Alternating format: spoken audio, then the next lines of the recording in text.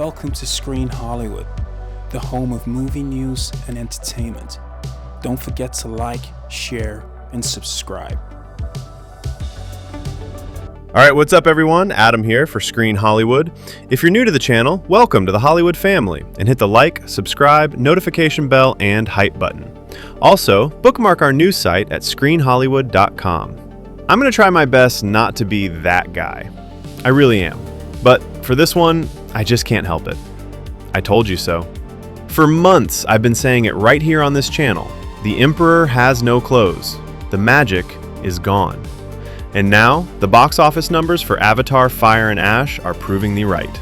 Now, before the James Cameron Defense Force mobilizes in the comments, let's get the official numbers out of the way. Yes, the movie has made over $1.3 billion worldwide. Yes, it was number one for 5 weeks. By any normal franchise metric, those are fantastic numbers. But here's the thing. Avatar is not a normal franchise. It is held to an entirely different, almost mythical standard. And by that standard, Fire and Ash is a failure.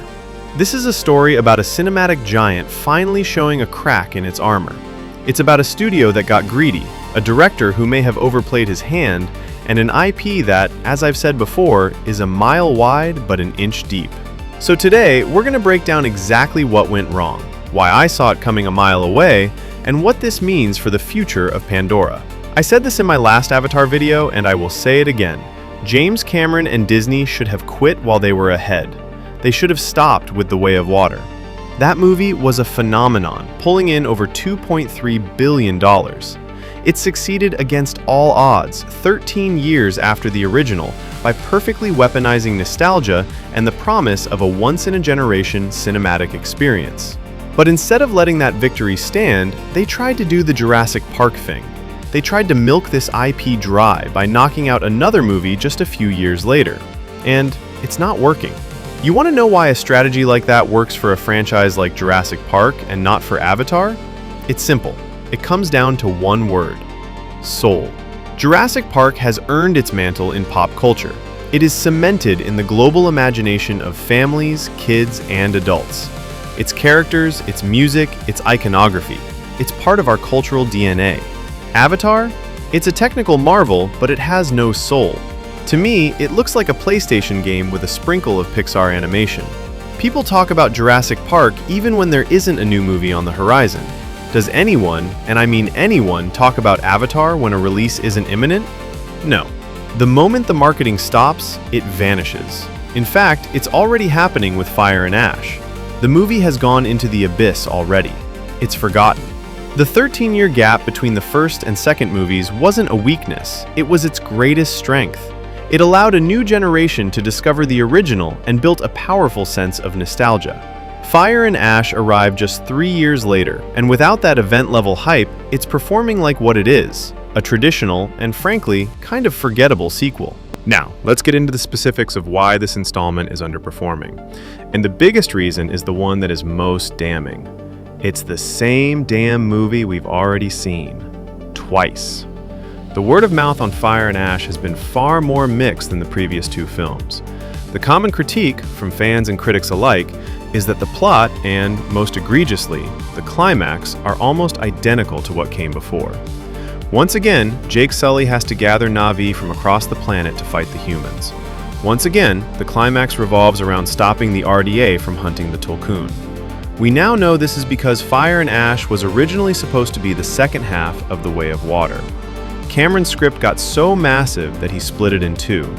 But it seems he forgot to give the second half a new ending. It feels lazy. It feels like a rehash. And that feeling has a direct, devastating impact on the single most important factor in any Avatar movie's box office success: repeat viewings. The first two films didn't hit $2 billion because everyone saw them once. They hit those numbers because people went back 2, 3, 4 times to relive the immersive 3D experience. But why would you pay to see the same climax twice in the span of 3 years? You wouldn't, and people aren't. The other major factor here is the competition, which has been far more brutal than I think Disney anticipated. Avatar has always had to fight for its spot, but this time, the counter-programming has been cutting into its audience from all sides. You had a slew of movies for the adult audience, and you had a certified monster hit from Disney's own animation studio, Zootopia 2, which has been holding incredibly well and is on its way to becoming the highest-grossing Hollywood animated film of all time. And then there's the streaming giant that the first Avatar never had to deal with, Netflix. Dropping the final, highly anticipated episodes of Stranger Things over the holiday period was a killer move, a direct assault on the theatrical experience that siphoned away a huge chunk of the potential audience. So, what does this all mean for the future of Avatar?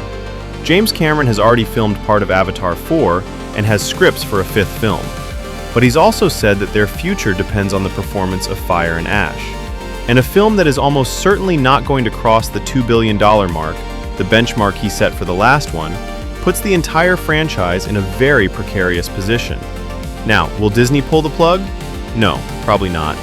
Even at a disappointing $1.5 billion or so, this is still one of their highest grossing franchises, and they have way too much invested in theme park attractions to just walk away. But I guarantee you this, they will not be rushing out Avatar 4. The current release dates of 2029 and 2031 are now, in my opinion, completely up in the air. Disney is going to take a long pause. They are going to let the franchise breathe.